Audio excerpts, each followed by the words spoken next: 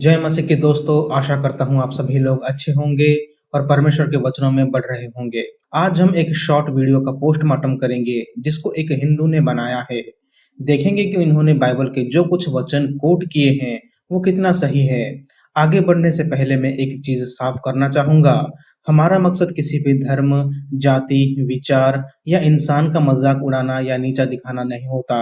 जो झूठ समाज में फैला है मसीह धर्म के प्रति, उसका खंडन करना है, वो भी धार्मिक किताब और सबूतों के आधार पर, ना कि किसी के पर्सनल इन्फॉर्मेशन या सोच के आधार पर। ये सब कुछ करना जरूरी क्यों है? हमारे कुछ मसीही विश्वासी कहते हैं कि झूठों को झूठ फैलाने दो, हम बस प्रार्थना कर सकते हैं। जवाब देना हमारा काम नहीं, परमेश्वर पर छोड़ दो। जी हाँ, हमें इनके लिए प्रार्थना करना है, ये सही है। लेकिन अगर आज इन्हें जवाब नहीं देंगे, इनके गलतफहमी को दूर नहीं करेंगे, तो कल परमेश्वर आपसे पूछेंगे, क्यों तुमने तुम्हारे भाई या बहन के सवालों का जवाब नहीं दिया जब उसने तुमसे पूछा? क्योंकि अगर तुम जवाब दे देते तो शायद वो अपना मन फिरा लेता पाप की जिंदगी से। क्या एक विश्वासी होने के कारण हम अपने भाई बंधु के सवालों का जवाब नहीं देंगे? क्या ऐसे छोटे कामों के लिए भी ईश्वर को आना पड़ेगा? जी नहीं दोस्तों, छोटे मोटे कामों के लिए ईश्वर को नहीं, हमें मेहनत करना होगा। जवाब आपको और हमें ही देना है, क्योंकि हम जानते हैं कि इनके एक झूठ की वजह से आज लोग मर रहे हैं, चर्चेस तोड़े जा रहे हैं, पास्टर्स को मारा जा रहा है, प्रार्थनाएं सभाएं रुकवाए जा रहे हैं। इस गणतंत्र भारत में हमारे मसीही समाज को प्रताड़ित किया जा रहा है, सिर्फ और सिर्फ इनके झूठ की वजह से। और ये कोई छोटी बात नहीं है कि हम अपना मुंह मोड़ ले, झूठ और नफरत को फैलने दे और हम बस प्रार्थना ही करते रहे। नहीं, हमें प्रार्थना के साथ साथ इसके लिए काम भी करना पड़ेगा। सच्चाई लोगों तक पहुंचानी पड़ेगी ताकि समाज में द्वेष न फैले, एक अच्छा माहौल बन सके। चलिए मुद्दे पर आते हैं। तो ये हिंदू भाई ने क्या किया? बाइबल के जिन चैप्टर्स और वर्स को कोट किया, उसको खुद पढ़ने के बजाय मुस्लिम वीडियोस जो यूट्यूब पर मिलते हैं और मुस्लिम आर्टिकल्स जो गूगल पर मिलते हैं, उसे उठाया और ये रील बना के कह दिया कि बाइबल शिक्षा देती है कि एक बाप अपनी बेटी को बेच सकता है, एक मर्द किसी महिला को मार सकता है, वगैरह वगैरह। चलो कोई बात नहीं, इन्होंने रेफरेंस कहीं से भी लिया हो, लेकिन ये तो करना चाहिए था कि एक बार उस रेफरेंस को बाइबल में से ओपन करके खुद पढ़ लेते। और मैं श्योर हूं इन्होंने ऐसा नहीं किया। मैं इस हिंदू भाई को उनके नफरत की श्रेणी में रखूंगा। इसका रीजन मैं बताता हूँ क्यों। क्योंकि अगर ये नॉर्मल हिंदू होता तो ये बाइबल के उन वचनों को पढ़ता जिसको इन्होंने कोट किया है, और पढ़ने के बाद ज्यादा दिमाग नहीं चलाना था, बस ठीक से पढ़ना था कि वहाँ क्या लिखा है। मैं मानता हूँ कि ये एक हिंदू है, इसलिए इन्हें कॉन्टेक्स्ट मालूम नहीं होगा, और इन्होंने जो वचन कोट किए हैं, मैं उम्मीद नहीं करता हूँ कि ये कॉन्टेक्स्ट देखे होंगे। बस इतना उम्मीद करता हूँ कि जो लिखा है उसको तो ठीक से पढ़ लेते। इन्होंने जो गलती करी है अपने रील में कि लिखे हुए को भी नहीं समझा, तो संदर्भ तो दूर की बात है। मैं इनके दिए गए वचनों को 1 मिनट में डिबंक कर सकता हूँ और इस वीडियो के लास्ट में करूंगा, लेकिन उससे ये बाइबल के उन वचनों के मर्म को नहीं जान पाएंगे। इसलिए वीडियो लास्ट तक देखिए। तो चलिए पहले देखते हैं ये क्या कहते हैं। अगर जीसस को अपनी लाइफ में लाओगे तो लाइफ नर्क हो जाएगी, पता है क्यों? अच्छा, जीसस को अपने जीवन में लाएंगे तो जीवन खराब हो जाएगी? क्या बात है। मैं एक एग्जांपल देना चाहूंगा जो वो इंडिया में वर्ल्ड फेमस थी, एनजीज गोंगशे, जिन्हें आज हम मदर तेरेसा के नाम से जानते हैं। इन्होंने उन लोगों को सहारा दिया जिन्हें लोग इसलिए घृणा करते थे क्योंकि वो गरीब थे, बीमार थे, लेकिन क्योंकि मदर तेरेसा जीसस के प्रेम को जानती थी तो उन्होंने निस्वार्थ लोगों की सेवा की, उन्हें जीने का मौका दिया उनकी सेवा करके। मदर तेरेसा का एक बहुत अच्छा कोट है, my blood I am Albanian, by citizenship an Indian, by faith I am a Catholic nun, as to my calling I belong to the world, as to my heart I belong entirely to the heart of Jesus. खून से मैं Albania हूँ, नागरिकता से मैं भारतीय हूँ, आस्था से मैं कैथोलिक नन हूँ। जहाँ तक मेरा आह्वान है मैं दुनिया से हूँ, जहाँ तक मेरा दिल है मैं पूरी तरह से यीशु के दिल से हूँ। और जीसस ने अपने जीवन काल में भी प्रेम सिखाया था, अपने मरते वक्त भी उन्होंने अपने मारने वाले को भी माफ किया। और ये कहते हैं कि जीसस को मानोगे तो जिंदगी खराब हो जाएगी। हिपोक्रेसी। चलिए आगे देखते हैं और क्या कहा। बाइबल खुदूस chapter number 21 verse number 7 to 11। एक बाप अपनी बेटी को बेच सकता है और बिकने के बाद भी उस बच्ची को उतने अधिकार नहीं मिलेंगे जितना मेल स्लेव को मिलेगा। ये बाइबल में लिखा है। तो इन्होंने जो आक्षेप लगाया है वो कितना सच है, देख लेते हैं। इन्होंने रेफरेंस दिया निर्गमन चैप्टर 21 वर्स 7 से 11। चलिए देखते हैं इस चैप्टर में क्या लिखा है। वचन 7 यहाँ लिखा है, यदि कोई अपनी बेटी को दासी होने के लिए बेच डाले तो वह दासी की नाई बाहर न जाए। लिखा है, यदि कोई अपनी बेटी को दास बनने के लिए बेचता है। इससे पढ़ के आपको क्या कहीं पे लग रहा है कि बाइबल या ईश्वर ने कहा कि जाओ और अपनी बेटियों को बेच दो? अरे भाई, आप खुद पढ़ो ना। लिखा है यदि, सिंपल हिंदी में मतलब होता है अगर। और अगर इन लोगों को यदि का मतलब नहीं पता तो मुझे दुख होता है ये जान के कि इन लोगों के अंदर शिक्षा की कमी इतनी हो चुकी है कि ये साधारण हिंदी सेंटेंस को भी नहीं समझ पा रहे हैं। इसी यदि एक शब्द को जब मैंने एक आर्य समाजी को पूछा, क्योंकि जाहिर सी बात है ये रील वाला बंदा एक आर्य समाजी है, तो वो आर्य समाजी कहने लगा कि यदि तो संस्कृत का शब्द है, ये है वो है, और कहने लगा कि यदि को भूल जाओ, आगे पढ़ो। मैंने कहा क्यों छोड़ू? जब एक शब्द से पूरे सेंटेंस का मतलब बदल जाता है तो इस एक शब्द को कोई भी सूझबूझ वाला इंसान कैसे छोड़ सकता है? और मसीह विरोधी यही तो करते हैं, खास तौर पर आर्य समाजी जो जाने जाते हैं अर्थ का अनर्थ करने। इसी तरह ऐसा ही एक एक शब्द को ना दिखा के बाइबल पर दोष लगाते हैं। अगर इस वचन में यदि ना होता तो कोई भी मान लेता कि बाइबल बेटियों को बेचना सिखाता था, लेकिन असल में इस एक शब्द ने इनके घृणित मानसिकता को हमारे सामने रख दिया। इनको तो ज्ञान नहीं है, इसलिए मैं गुजारिश करता हूं अपने देश के नेताओं से कि प्लीज आप इन जैसे लोगों की पढ़ाई के लिए कुछ कीजिए, ताकि आगे जाके ये युवा अनपढ़ ना रह जाए। खैर, ये गलती इनसे इसलिए हुआ कि ये खुद पढ़ के नहीं समझे, बल्कि दूसरे को सुन के ये प्रश्न उठाए हैं। ऐसा क्यों किया इन्होंने? नफरत, क्योंकि ये क्रिश्चियनिटी से इतना नफरत करते हैं कि लिखा वचन को भी नहीं देखा और झूठा वीडियो बना दिया। तो जब ये हिंदू झूठे हुए तो सच क्या है? सच ये है कि ये पूरा अध्याय ये सिखाता है कि एक दास के साथ क्या क्या करना चाहिए। अलग अलग सिचुएशन आती थी उनके सामने, और उसी अलग अलग सिचुएशन में से एक सिचुएशन ये है कि अगर एक व्यक्ति किसी वजह से किसी के पास से कुछ धन लेकर आता है, यानी उधार, और वापस चुका नहीं पाता, तो उस समय के कानून के हिसाब से वो उधार लेने वाला व्यक्ति उधार चुकाने के लिए उसका दास बन जाता था। और अगर कोई ये कहेगा कि दास क्यों बना, वो कहीं पर काम करके उसका पैसा चुका देता।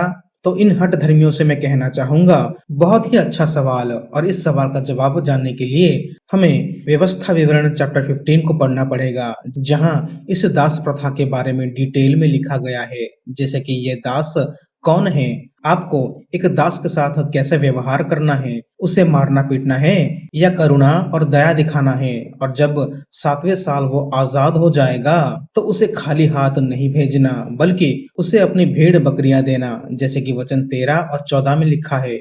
और जब तू उसको स्वतंत्र करके अपने पास से जाने दे, तब उसे छूछे हाथ ना जाने देना, वरन अपनी भेड़ बकरियां और खलिहान और दाख मधु के कुंड में से बहुतायत से देना। तेरे परमेश्वर यहोवा ने तुझे जैसी आशीष दी हो उसी के अनुसार उसे देना। मुझे इतिहास में या किसी भी माइथोलॉजी के किसी भी ऐसे सभ्यता के बारे में बता सकते हैं जहां ये कहा गया है कि जब तुम अपने दास या सेवक को आजाद करो तब उसे अपनी संपत्ति से बहुत कुछ देके छोड़ो। ये सुनने के बाद दो सवाल खड़ा होता है। पहला, कि इन्होंने तो निर्गमन का किताब दिखाया है, लेकिन मैंने कोट किया व्यवस्था विवरण से, क्या ये लीपापोती नहीं है?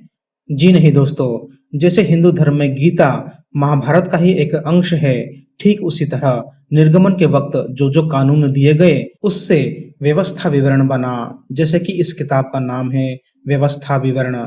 दूसरा सवाल इसमें खड़ा होता है कि उधार देने वाले ने उसे अपना दास क्यों बनाया? वो गरीब इंसान कहीं और जाके भी तो पैसा कमा सकता है और अपनी उधारी चुका सकता है। जवाब है हाँ, ऐसा कर सकता है। बाइबल इस वचन में और ना ही किसी भी वचन में ये नहीं कहता कि अगर किसी ने तुमसे उधार लिया हो तो तुम उसे दास बनाकर रखोगे, उसको अपने घर का सारा काम कराओगे।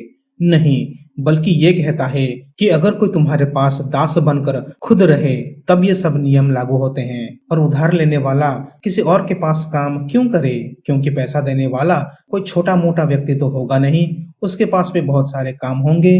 और अगर उधार लेने वाला उसी के नीचे रह के काम करता है तो इससे आपको या किसी को क्या दिक्कत?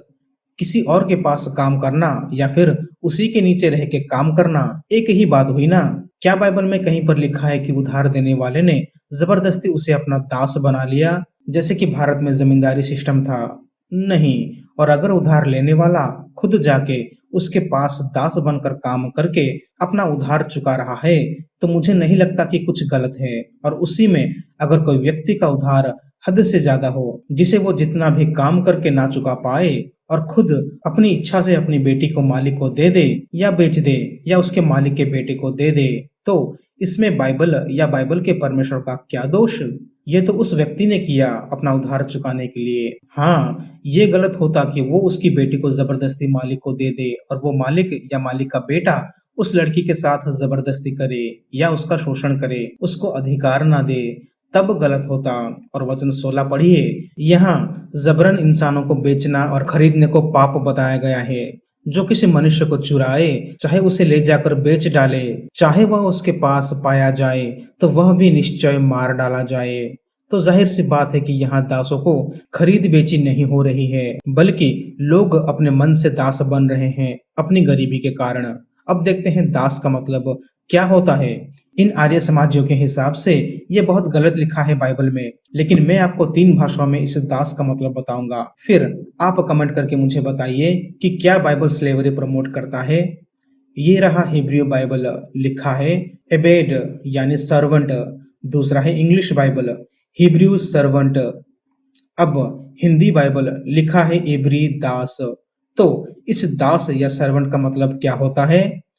आर्य समाजों के हिसाब से होता है गुलाम या स्लेव। तो चलिए देखते हैं एक स्लेव और सर्वेंट में क्या अंतर होता है। तो जैसे ही मैंने गूगल किया स्लेव वर्सेस सर्वेंट, तो बाइबल के इस वचन का असली मतलब सामने आ गया। ध्यान रखिए दोस्तों, बाइबल में स्लेव नहीं लिखा है, सर्वेंट लिखा है। और सर्वेंट और स्लेव के अंतर को अगर आप नहीं समझेंगे, तब ये लोग आपको मूर्ख बनाते रहेंगे। बाइबल में लिखा है सर्वेंट, जिसका मतलब वो होता है servant is hired and paid for their labour with the ability to negotiate terms and conditions of employment. एक नौकर या पुराने जमाने में जिन्हें दास कहा जाता था, उन्हें उनके काम के लिए पैसा मिलता है और उसमें अग्रीमेंट्स भी साइन होते हैं। इसे आज मैं जॉब्स के साथ तुलना करना चाहूंगा। जो लोग जॉब करते हैं वो क्या करते हैं? 1 साल के लिए बॉन्ड साइन करते हैं। दूसरी तरफ जब कोई भी अपने घर में नौकर रखता है तो वो भी बॉन्ड करता है और उस काम के लिए आप उन्हें पैसा देते हैं, उन्हें कुछ बेनिफिट्स देते हैं। इस तरह के कामों को करने वालों को सर्वेंट कहा जाता है। लेकिन दूसरी तरफ स्लेव कौन होते हैं? A slave is owned as property lacking freedom and rights. एक स्लेव या दास या गुलाम ऐसा व्यक्ति होता है जिसके पास कोई स्वाधीनता नहीं होता, आजादी नहीं होता, हक अधिकार कुछ नहीं होता और उसको पैसा भी नहीं मिलता क्योंकि आपने उसे खरीदा है। ये होते हैं स्लेव। और आर्य समाजी समझते हैं कि बाइबल में स्लेवरी लिखा है, जबकि बाइबल में सर्वेंट लिखा है, और इसी नासमझी का परिणाम है ये रील। अब देखते हैं, अगर कोई ऐसा व्यक्ति, एक ऐसा सर्वेंट जो उधार नहीं चुका पा रहा है, बहुत गरीब है और उसके पास एक बेटी है, तब अगर वो अपनी बेटी को दे दे या बेच दे सर्वेंट बनने के लिए, ना कि स्लेव बनने के लिए, तब उनके साथ क्या करना है? वचन 7 से लिखा गया है, इसके बाद भी उस मालिक के पास कोई हक नहीं होता कि वो उस लड़की के साथ कुछ भी व्यवहार करे। पढ़ते हैं वचन 8 से, यदि उसका स्वामी उसको अपनी पत्नी बनाए और फिर उससे प्रसन्न ना रहे, तो वह उसे दाम से छुड़ाई जाने दे। उसका विश्वासघात करने के बाद उसे ऊपरी लोगों के हाथ बेचने का उसको अधिकार ना होगा। अगर कोई अपनी बेटी मालिक को बेच दे और मालिक उससे शादी कर ले, और अगर वो लड़की विश्वासघात भी करती है, तब भी उसका पति उस औरत का शोषण नहीं कर सकता। आगे लिखा है, और यदि उसने उसे अपने बेटे को ब्याह दिया हो तो उससे बेटी का सा व्यवहार करे। अगर मालिक उस लड़की को अपने बेटे के लिए लाया है, उसे बहू बनाकर लाया है, तब उस लड़की को अपनी बेटी के जैसा अधिकार देना है। आगे वचन 10 में लिखा है, चाहे वह दूसरी पत्नी कर ले, यानी अगर मालिक का बेटा शादी से खुश ना हो या उसकी शादी जबरदस्ती किया गया है या जो भी कारण से दूसरी पत्नी भी कर ले, तो भी वह उसका भोजन, वस्त्र और संगति ना घटाए। और यदि वह 3 बातों में से घटी करे, यानी अगर मालिक उस लड़की के साथ ये ऊपर की 3 चीज ना करे, कुछ भी गलत करे, तो वह स्त्री सेंत-मेंत बिना दाम चुकाए ही चली जाए। मतलब अगर मालिक इस लड़की के साथ कुछ भी गलत करे, उसको हक अधिकार ना दे, तो वो लड़की सूत समेत आजाद हो जाएगी। उसके परिवार से सारा कर्जा माफ हो जाएगा। बताइए दोस्तों, अगर मालिक कुछ भी गलत करे तो उसके दिए गए सारा कर्ज माफ हो जाता है। क्या इससे पढ़ के कहीं पर लग रहा है कि यहाँ बेटियों की खरीद बेची हो रही है या शोषण हो रहा है? लड़की के साथ अगर कुछ गलत होगा तो वो आजाद हो जाती है। और सबसे इम्पोर्टेंट चीज जो आपको ध्यान में रखना है कि यह कोई मॉडर्न जमाने की बात नहीं हो रही है। ये घटना करीब 3500 से 4000 साल पहले के लोगों के बारे में बात हो रही है, जहाँ की सोसाइटीज, नियम कानून, मोरल लॉस, शादी के नियम आज जैसा नहीं है। तो इसे आज के समाज के साथ तुलना ना करें। यहाँ तो 300-400 साल पहले लोगों को इतनी आजादी नहीं मिलती थी जितना अच्छा मॉरल लॉस बाइबल में दिया गया था उस समय। चलिए आगे बढ़ते हैं। और वो बच्ची जिसके हाथों बिकेगी वो उसको मार सकता है, और 2-3 दिन बाद मारने के अगर वो बच्ची मर जाती है तो मारने वाला जिम्मेदार नहीं होगा, क्योंकि अब मारने वाले की वो बच्ची प्रॉपर्टी बन चुकी है। ये बाइबल में लिखा है, Khudus chapter number 21 verse number 20-21। तो ये हिंदू कहते हैं कि इसी चैप्टर के वचन 20 और 21 में लिखा है कि एक मालिक अपने दास को मार सकता है, और अगर वो दास मर जाता है तो मारने वाले मालिक पर कोई दोष नहीं लगता। तो चलो देखते हैं क्या यही लिखा है। यदि कोई अपनी दास व दासी को सोंटे से ऐसा मारे कि वह उसके मारने से मर जाए, तब तो उसको निश्चय दंड दिया जाए। क्या लिखा है भाई साहब? दंड नहीं मिलता। इतना नफरत बाइबल से और क्रिश्चियनिटी से क्यों? क्यों ये आर्य समाजी इतना नफरत क्यों करते हैं? लिखा कुछ है और बता कुछ और रहा है। कौन से बाइबल में लिखा है कि मालिक को दंड नहीं मिलता जान से मारने के लिए? कोई मुझे कमेंट में उसका लिंक दे सकता है?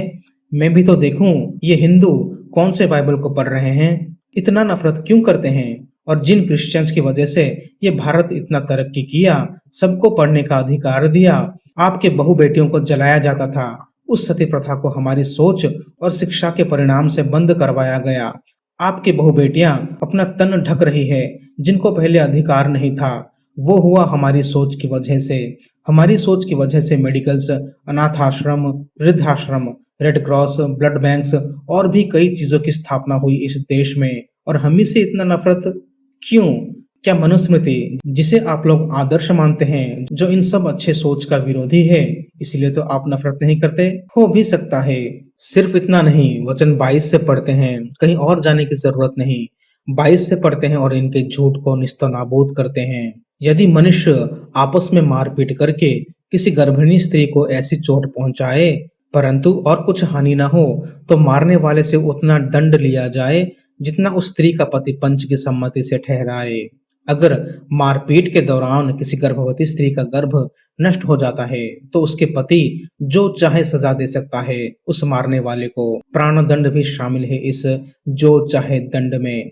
आगे लिखा है, परंतु यदि उसको और कुछ हानि ना पहुंचे तो प्राण की संति प्राण का यानी जान के बदले जान, और आंख की संति आंख का, आंख के बदले आंख, और दांत की संति दांत का, और हाथ की संति हाथ का, और पांव की संति पांव का, और दाग की संति दाग का, और घाव की संति घाव का, और मार की संति मार का दंड हो। देखिए, एक छोटे से दाग का भी दाम चुकाने के बारे में लिखा है बाइबल में, और ये कहते हैं कि बाइबल में मारने पीटने से कोई दंड नहीं मिलता। चलिए आगे देखते हैं। बाइबल डिट्रोनॉमी में रेप को जस्टिफाई किया गया है कि अगर कोई मर्द किसी महिला का रेप कर देता है तो उसे वो चांदी देकर शादी कर बच सकता है। लेकिन आप ध्यान दो कि अगर उस महिला की शादी पहले से हुई हो तो सिर्फ चांदी देकर बच सकता है। रेप को जस्टिफाई किया गया है बाइबल में। तो इनके हिसाब से व्यवस्था विवरण में दुष्कर्म को जस्टिफाई किया गया है। चलिए पढ़ते हैं वहां क्या लिखा है। ड्यूटरोनॉमी व्यवस्था विवरण चैप्टर 22 वर्स 28। यदि किसी पुरुष को कोई कुंवारी कन्या मिले जिसके ब्याह की बात ना लगी हो और वह उसे पकड़कर उसके साथ कुकर्म करे और वे पकड़े जाए, तो जिस पुरुष ने उससे कुकर्म किया हो वह उस कन्या के पिता को 50 शेकल रुपा दे, और वह उसी की पत्नी हो, उसने उसकी पत पानी ली, इस कारण वह जीवन भर उसे न त्यागने पाए। क्या लिखा है इस वचन में? उससे शादी भी करना है और जीवन भर उसके साथ रहना है। और इस वचन को समझने के लिए आपको इसके कॉन्टेक्स्ट को पढ़ना पड़ेगा, तभी आपको सही अर्थ मिलेगा। और कुंवारी लड़कियों के कुकर्म और उसकी सजा के बारे में वचन 23 से शुरू होता है, ना कि वचन 28 से। तो अब चलिए पढ़ते हैं ऊपर के वचनों को। वचन 23, यदि किसी कुंवारी कन्या के ब्याह की बात लगी हो और कोई दूसरा पुरुष उसे नगर में पाकर उसे कुकर्म करे, तो तुम उन दोनों को उस नगर के फाटक के बाहर ले जाकर उनको पथराव करके मार डालना। उस कन्या को तो इसीलिए कि वह नगर में रहते हुए भी नहीं चिल्लाई, और उस पुरुष को इस कारण कि उसने पड़ोसी की स्त्री के पत पानी ली है। इस प्रकार तू अपने मध्य में से ऐसी बुराई को दूर करना। बाइबल साफ करता है कि अगर पुरुष किसी ऐसे के साथ कुकर्म करे जिसकी सगाई हुई है, तो दोनों को मार दो, क्योंकि उस लड़की ने विरोध नहीं किया। कुकर्म करोगे तो दोनों को दंड मिलेगा, चाहे पुरुष हो या लड़की। अब वचन 25, परंतु यदि कोई पुरुष किसी कन्या को जिसके ब्याह की बात लगी हो मैदान में पाकर बरबस उससे कुकर्म करे, तो केवल वह पुरुष मार डाला जाए जिसने उससे कुकर्म किया हो। बाइबल साफ कहता है फिर से, अगर किसी ने बरबस यानी जबरदस्ती कुकर्म किया है तो सिर्फ पुरुष को दंड मिलेगा। तो क्या बाइबल कुकर्म को जस्टिफाई किया है? नहीं। अब वचन 26, और उस कन्या से कुछ न करना, उस कन्या का पाप प्राणदंड के योग्य नहीं है, क्योंकि जैसे कोई अपने पड़ोसी पर चढ़ाई करके उसे मार डाले, वैसे ही यही बात भी ठहरेगी कि उस पुरुष ने उस कन्या को मैदान में पाया और वह चिल्लाई तो सही, परंतु उसको कोई बचाने वाला न मिला। तो अब बात समझ में आई कि कुकर्म की सजा क्या है? प्राणदंड। क्या इस आर्य समाजी ने अपने रील में ये वचन दिखाया? नहीं दिखाया। क्यों? क्योंकि इससे उसके झूठ का भांडाफोड़ हो रहा था। अब आइए पढ़ते हैं वचन 28 और 29। यदि किसी पुरुष को कोई कुंवारी कन्या मिले जिसके ब्याह की बात ना लगी हो, यानी इस लड़की की सगाई नहीं हुई है, और वह उसे पकड़कर उसके साथ कुकर्म करे और वे पकड़े जाए, यानी यहाँ पर जो कुकर्म हो रहा है यानी शादी से पहले संभोग जिसे कुकर्म कहा जाता था, अगर ये दोनों की सहमति से हो रहा हो और वे पकड़े जाए, तो जिस पुरुष ने उससे कुकर्म किया हो वह उस कन्या के पिता को 50 शेकेल रुपया दे और वह उसी की पत्नी हो। उसने उसकी पत पानी ली, इस कारण से वह जीवन भर उसे न त्यागने पाए। क्या अब समझ आया पूरा कॉन्टेक्स्ट?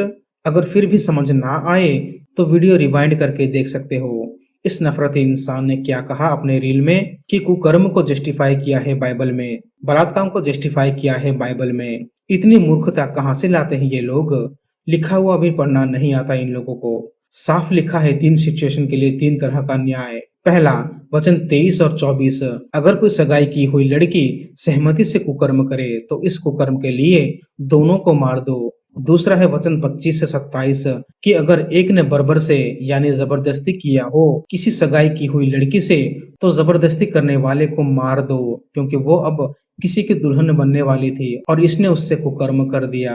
और लास्ट और आखिरी में वचन 28 और 29, और अगर दोनों ही कुंवारे हैं, सगाई नहीं हुई और कुकर्म के वक्त दोनों पकड़े जाते हैं, अगर दोनों की सहमति है, तो पहले उस लड़की को 50 शेकल देना पड़ेगा और फिर उस लड़की के साथ विवाह भी करना पड़ेगा। कहाँ पर जस्टिफाई किया है बाइबल में? कोई मुझे दिखा सकता है? सिर्फ एक वचन को पढ़ के उसका कॉन्टेक्स्ट तो छोड़ो, क्या लिखा है वो भी नहीं पता है। बिना जाने कैसे कह दिया कि बलात्कार को जस्टिफाई किया है।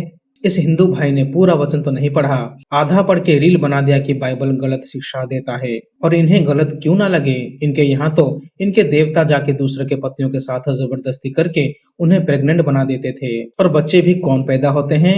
इनके महापुरुष जबरदस्ती या कुकर्म के कारण। गंधर्व विवाह क्या है? राक्षस विवाह क्या है? लड़कियों को अगवा करके विवाह देना, शादीशुदा होने के बावजूद किसी पराये पुरुष से बच्चे पैदा करना, और वो भी बिना शादी के। भरे पड़े हैं इनके धर्म में। अगर जरूरत पड़ी तो रेफरेंस के साथ वीडियो भी बना सकते हैं, लेकिन हमारा मकसद नफरत फैलाना नहीं है। तो अगर जरूरत पड़ी तो बनाएंगे, नहीं तो हमें शौक नहीं गड़े मुर्दे उखाड़ने की। आगे देखते हैं और क्या झूठ बोला है। बाइबल मैथ्यू वर्स नंबर 32 लिखा है कि अगर आप किसी विधवा औरत से शादी करते हैं तो आपने अडल्ट्री की है। कितनी गंदी सोच है बाइबल लिखने वाले की, तुम कह रहे हो परमेश्वर ने लिखा है। तो मत्ती चैप्टर 5 में लिखा गया है कि विधवा के साथ शादी करना यानी व्यभिचार करना है। इनके हिसाब से कोई भी विधवा से शादी नहीं कर सकता क्योंकि बाइबल में इसे व्यभिचार कहा गया है। चलिए इसे भी पढ़ लेते हैं। मत्ती चैप्टर 5 वर्स 32। परंतु मैं तुमसे यह कहता हूँ कि जो कोई अपनी पत्नी को व्यभिचार के सिवा किसी और कारण से छोड़ दे तो वह उससे व्यभिचार करवाता है। इस हिंदू ने फिर से गुड़ गोबर कर दिया। इस वचन का मतलब क्या होता है? पहला, कि ये वचन किसी विधवा औरत के बारे में बात नहीं करता, शादीशुदा जोड़ों के बारे में बात करता है। जो चीज लिखा ही नहीं, इसको क्यों जबरदस्ती डाल के इस हिंदू ने झूठ बोला? क्या इनकी हरकत ये नहीं दिखाता कि ये बाइबल से और मसीहत से बहुत नफरत करते हैं? ये क्रिश्चियनिटी से इतना नफरत करते हैं कि ठीक से पढ़ भी नहीं पा रहे हैं और कोई भी सेंटेंस परंतु से स्टार्ट नहीं होता। यहाँ परंतु लिखा है, इसका मतलब ये है कि इसका कॉन्टेक्स्ट पहले मिलेगा। वचन 31, यह भी कहा गया था कि जो कोई अपनी पत्नी को त्याग दे तो उसे त्याग पत्र दे। जब आप अपनी पत्नी को छोड़े तो बिना त्याग पत्र के ना छोड़े। और आगे लिखा है कि कोई भी पति अपनी पत्नी को सिवाय व्यभिचार के अलावा उसे नहीं छोड़ सकता। अगर एक पुरुष ने अपनी पत्नी को व्यभिचार यानी दूसरे मर्दों के साथ संबंध बनाना, इस पाप के अलावा कोई और चीज के लिए छोड़ा यानी डाइवोर्स दिया, तो वो इंसान अपनी पत्नी के साथ व्यभिचार कराने जैसा पाप कर रहा है। यहाँ पर दोष पत्नी को नहीं, पति को दिया गया है कि वो अपनी पत्नी को ऐसे ही ना छोड़े। अगर उसकी पत्नी व्यभिचार करती है तभी तुम उसे छोड़ सकते हो, लेकिन अगर किसी और कारण से छोड़ा तो पति उसे व्यभिचार कराने के समान है। फिर सेंटेंस पूरा होता है कि और जो कोई उस त्यागी हुई से ब्याह करे वह व्यभिचार करता है। मतलब कि अगर कोई और पुरुष उसी स्त्री को जिसको उसके पति ने व्यभिचार के अलावा ऐसे ही कारण से छोड़ दिया है बिना त्याग पत्र दिए, तब अगर कोई दूसरा व्यक्ति उस स्त्री के साथ संबंध बनाता है बिना शादी किए, तब दूसरा व्यक्ति भी व्यभिचार कर रहा है। यहाँ गलत क्या है? ये सबसे ऊंचा स्टैंडर्ड है एक सोसाइटी में।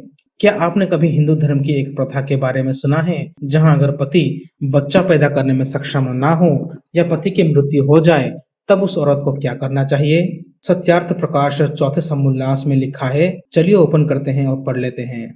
ये रहा वो प्रश्न, यदि अगर किसी का छोटा भाई ही ना हो तो विधवा नियोग किसके साथ करें? तो तिवारी जी जवाब देते हैं, देवर के साथ। परंतु देवर शब्द का अर्थ जैसा तुम समझे हो वैसा नहीं। देखो, निरुक्त में यानी निरुक्त के हिसाब से अध्याय 3 खंड 15 के हिसाब से देवर उसको कहते हैं कि जो विधवा का दूसरा पति होता है, चाहे छोटा भाई व बड़ा भाई अथवा अपने वर्ण व अपने से उत्तम वर्ण वाले हो, जिससे नियोग करे उसी का नाम देवर है। यानी ये कह रहे हैं कि एक विधवा को अपने मरे हुए पति के छोटे भाई या बड़े भाई के साथ नियोग कर सकती है। और अगर पति का छोटा भाई या बड़ा भाई नहीं है तो आस पड़ोस के ऊंचे वर्ण वाले किसी भी पुरुष को चुन के उसके साथ नियोग कर सकती है और बच्चे पैदा कर सकती है। वाह, देखा दोस्तों, ये है इनके नियोग प्रथा। बस इतना नहीं, कितने नियोग यानी कितने मर्दों के साथ ऐसा कर सकते हो, इसका जवाब भी दयानंद ने दिया है। इस तरफ लिखा है, एक स्त्री व पुरुष कितने नियोग कर सकते हैं? जवाब देते हैं ऋग्वेद मंडल 10 सूक्त 85 मंत्र 40। इस मंत्र में 11वें पुरुष तक स्त्री नियोग कर सकती है। वैसे पुरुष भी 11वें स्त्री तक नियोग कर सकती है। मैं मानता हूँ कि कुल बढ़ाना भी जरूरी होता था उस समय, लेकिन बिना शादी किए 10 पुरुषों के साथ संबंध, इससे गंदा सिस्टम मैंने आज तक किसी भी इंसानी सभ्यता में नहीं देखा। ये तो साफ साफ व्यभिचार है बाइबल के अनुसार, और ये है इनके धर्म के मापदंड। लेकिन सवाल उठाते हैं बाइबल पर, जिसका मापदंड ये है कि शादी करना पड़ेगा और शादी के बाहर अगर किसी ने संबंध बनाया तो वो व्यभिचार की श्रेणी में आ जाता है। ये है बाइबल का ऊंचा स्टैंडर्ड। और अगर हम इसे आज की सोसाइटी से तुलना करें, आज हम देखते हैं कि पति के होने के बावजूद भी पत्नियां दूसरे संबंध बनाती है और बाइबल में इन्हीं सभी को व्यभिचार कहा गया है। इससे अच्छा नियम पूरी दुनिया में वो भी हजारों साल पहले ना के बराबर मिलेगा। और इनका कहना है कि बाइबल गलत शिक्षा देता है। बाइबल गलत शिक्षा नहीं देता। इन लोगों के मापदंड घटिया है। ये लोग नफरत के कारण एक सेंटेंस भी ठीक से नहीं पढ़ पा रहे हैं और बाइबल पर दोष लगा रहे हैं। तो मेरे प्यारे भाइयों और बहनों, ये लोग तो झूठ फैलाते रहेंगे। जब भी आपको इस तरह का रील्स मिले, आप उनसे कहिए कि भाई पहले वो अध्याय पूरा पढ़ लो। बाइबल ऐसा किताब है जो आपको एक वेबसाइट से ही सब कुछ पढ़ सकते हैं। आपका काम बस ये है कि उसको खोले और पढ़े। प्लीज पहले पढ़ लो, फिर दोष लगाओ। आज के लिए बस इतना ही दोस्तों। लाइक, शेयर और सब्सक्राइब कीजिए। मिलते हैं अगले वीडियो में। धन्यवाद।